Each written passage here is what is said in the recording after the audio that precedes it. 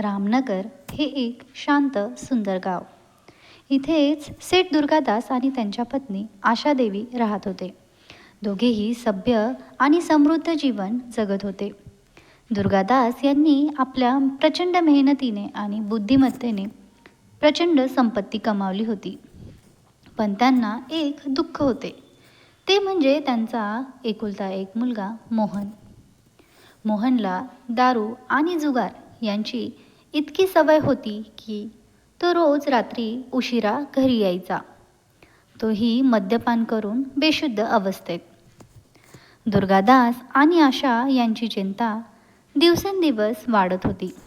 मोहनच्या या वागण्याने त्यांच्या सुखी संसाराला गालबोट लागले होते. एक दिवस दुर्गादास यांनी आपल्या पत्नीशी चर्चा केली. आशा ते म्हणाले, मोहनची ही दारू आणि जुगाराची सवय आता थांबवायला पाहिजे. मी किशोर भाऊंशी बोललो आहे. त्यांनी एका चांगल्या घरातील सुशिक्षित आणि सुसंस्कृत मुलीची माहिती दिली आहे. मी विचार करतोय, मोहनचं लग्न लावून दिलं तर तो सुधारेल.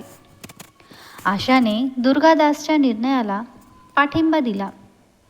काही दिवसांतच मोहनसाठी सुहाना नावाच्या एका सुंदर आणि सुसंस्कृत मुलीशी लग्न ठरवण्यात आले. सुरुवातीला मोहनने लग्नाला नकार दिला, पण दुर्गादास यांनी पैशांचा धाक दाखवल्याने त्याला लग्नाला होकार द्यावा लागला. सुहाना खूप सुशील होती. तिने आपल्या सासू सासऱ्यांची खूप काळजी घेतली, घर व्यवस्थित सांभाळले. पण मोहनला तिच्याबद्दल अजिबात प्रेम वाटत नव्हते. दुर्गादास यांना वाटले की लग्नानंतर मोहन सुधारेल, पण तसं काहीच झालं नाही. तो पूर्वीसारखाच दारू आणि जुगाराच्या आहारी गेला. दुर्गादास यांची तब्येत खालावत चालली होती.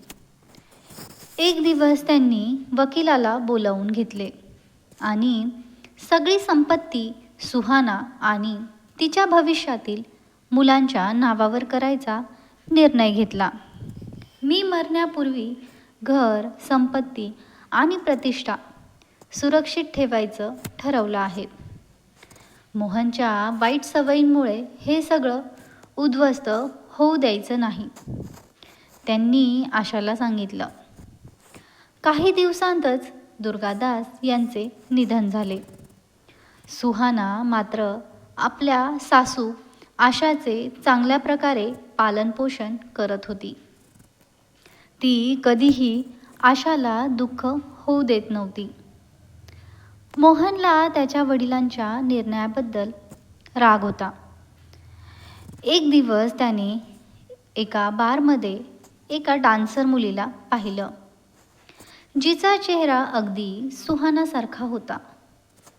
ती मुलगी मयुरी होती. तिला आपल्या कटात सहभागी करून सुहानाला हटवून तिच्या जागी मयुरीला बसवायचं, असा धूर्त कट मोहनने आखला. मोहनने मयुरीला आपली योजना सांगितली. तू सुहानाच्या जागी माझ्या घरी ये आणि तुझ्या नावाने संपत्ती माझ्या नावावर करशील आणि मग मी तुला पैसे देऊन सोडून देईन, असं आश्वासन त्याने तिला दिलं. मयुरीने पैशांच्या मोहाने त्याला होकार दिला. मोहनने सुहानाला गोवा इथे हनुमूनसाठी घेऊन जायचं ठरवलं. आशाने थोडा विरोध केला, पण मोहनच्या हट्टामुळे सुहाना तयार झाली. गोव्यात मोहनने एक जहाज भाड्याने घेतलं. संधी साधून त्याने सुहानाला समुद्रात ढकललं. ती वाचवण्यासाठी मदत मागत राहिली, पण मोहनने तिला वाऱ्यावर सोडून दिलं आणि रामनगरला परत आला. मोहन मयुरीला घेऊन घरी आला. तिने सुहानाच्या रूपात घरात प्रवेश केला, पण तिचं वागणं सुहाना नसल्याचं स्पष्ट करत होतं. आशा या बदलाने संभ्रमित झाली, पण गोंधळून गेली होती. मयुरीने जसे दिवस घालवले तिच्या खऱ्या स्वभावाचा उघड झाला. ती सिगारेट, दारू पिण्यास सुरुवात करत होती. तिचा प्रियकर सतीश तिच्याकडे वारंवार येत असे. एके दिवशी मोहनने तिला संपत्तीच्या कागदांवर सही करण्यास सांगितलं, पण मयुरीने त्याला उशीर केला आणि शेवटी तीच सर्व गोष्टींची मालकी असल्याचा दावा केला. सुहाना, जी समुद्रात पडूनही वाचली होती, काही मच्छीमारांच्या मदतीने पोलिसांकडे पोहोचली. तिने सगळं सत्य सांगितलं आणि पोलिसांनी वेळेत घर गाठलं. मयुरी आणि तिच्या साथीदारांना अटक करण्यात आली.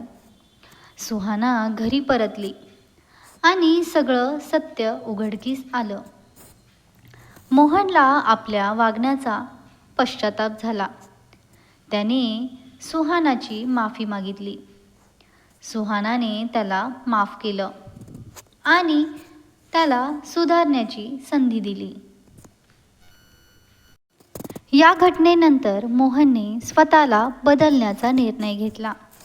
त्याने दारू आणि जुगार पूर्णपणे सोडलं आणि कुटुंबासाठी जगायला सुरुवात केली. सुहाना आणि मोहनने पुन्हा एकत्र नव्या सुरुवातीचा संकल्प केला.